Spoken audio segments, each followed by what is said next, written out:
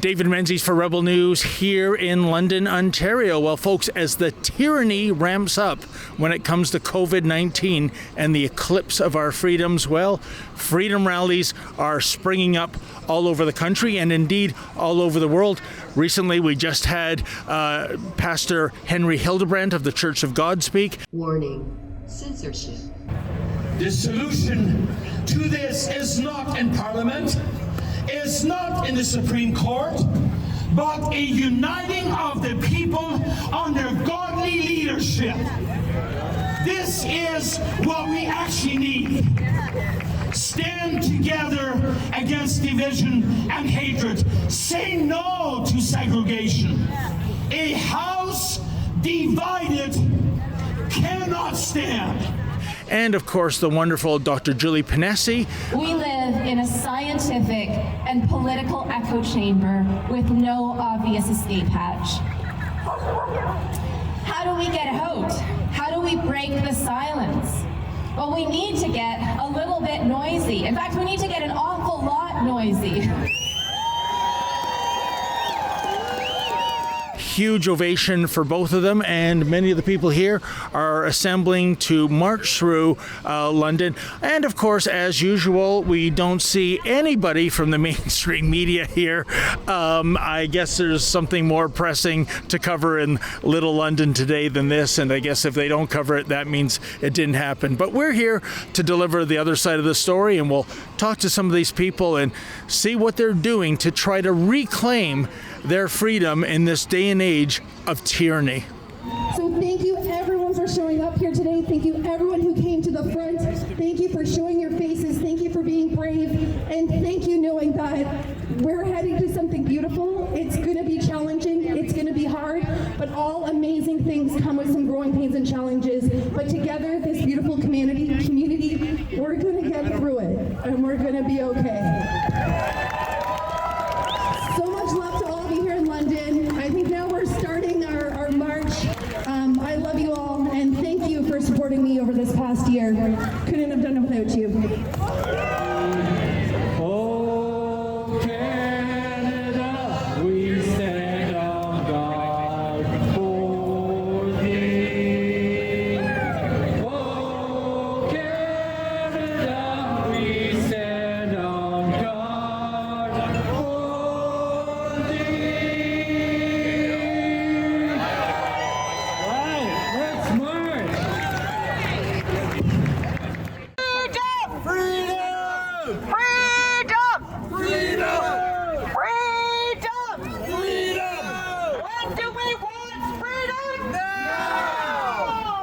Well, folks, I'm with Dr. Julie Ponesse, ex of Huron College, now with the Democracy Fund.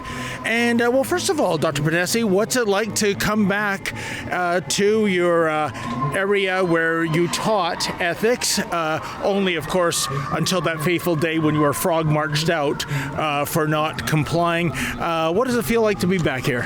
It's very surreal, to be quite honest. I've not really been back. I don't live in London, so I haven't really been back to London very much since.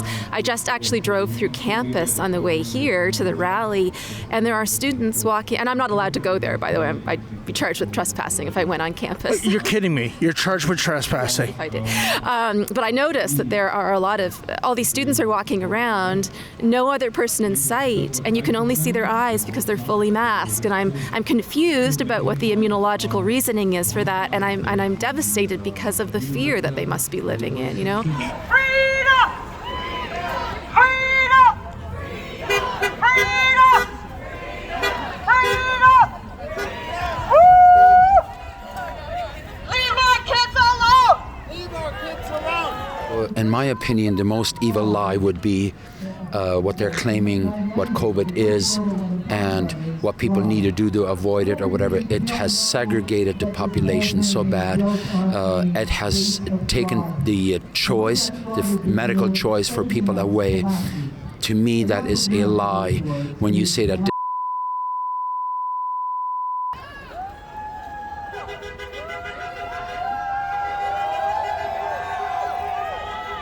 It's a kind of virtue signaling. It's, as you say, it's a way to show other people that you are on board with a certain project. And in this case now, it's the global indoctrination project, right? Of believing that we are at risk every moment of the day, and believing that this is the way to defend ourselves against that risk.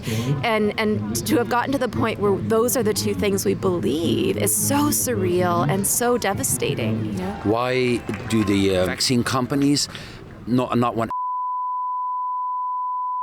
and now going and doing it to the children? It's unreal. It's unreal. The benefits of the vaccine outweigh the potential risks. My body, my choice. My body, my choice. My body, my choice. My body, my choice. But I think the thing we need to remember is that human beings are not created by government. We don't owe government our lives. What's ultimately important is who we are as people, what our character is, and what allows us to sleep well at life, what at night, what our conscience can handle, not what Justin Trudeau says we're allowed to do. The whole thing is an agenda. It's not about our health. It's an agenda. It is about power. It's about control. It is not what they're making out to be. I don't have the answers to what's going on the last 2 years. Yes, COVID-19 is real. It's a virus. It can kill you, typically if you're elderly in a long-term care facility with another medical condition. That's what the stats show. There seems to be, and I'm not a conspiracy theorist, there's something else going on. This is more than a virus. What do you think is going on behind that curtain? There's the ultimate question. I think about this every day, to be honest, and I don't ultimately know the answer, but I am very clear that this is not just about that we are responding to the best of our ability. And we're not going to get a handle on this until we start realizing that that's the case. We also, I think, need to start thinking about where we want to be in 10 years. Do we want to be a person who lives in a world of vaccine passports and digitized entrance to everything? Do we want to be part of that global digitized network? Because to be quite honest, if things don't change, I'm pretty sure that's where we're headed. I think by their actions, they're telling us how well they know that it takes more than the Supreme Court or the government, because not that long ago, you would have seen on our Bill of Rights, the Honorable Diefenbaker said, I am a Canadian, a free Canadian, free to worship God. So they knew, and why does it say on the dollar bill, in God we trust? They knew it takes God.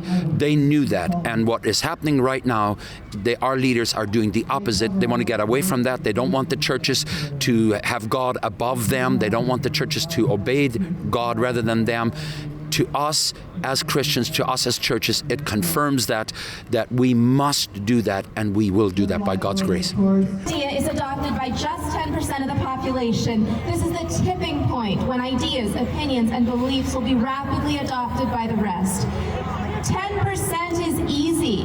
There are already 10% of us who have refused the vaccine, and there are many more who oppose the mandates, and more still whose list of questions is growing by the day. We just need a vocal, a noisy 10%. That is all it's going to take.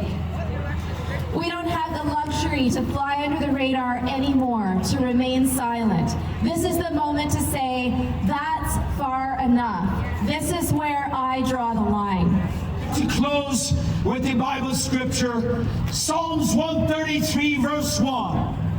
Behold, how good and how pleasant it is for brethren to dwell together in unity. God bless you.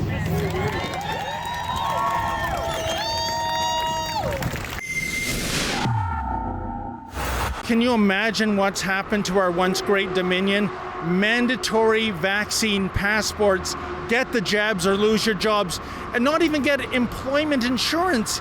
We think that's wrong. We're fighting back in the court and amassing signatures on a petition. Please go to fightvaccinepassports.com. That's fightvaccinepassports.com. sign the petition, and if you're in a position where you can give a contribution, please do so.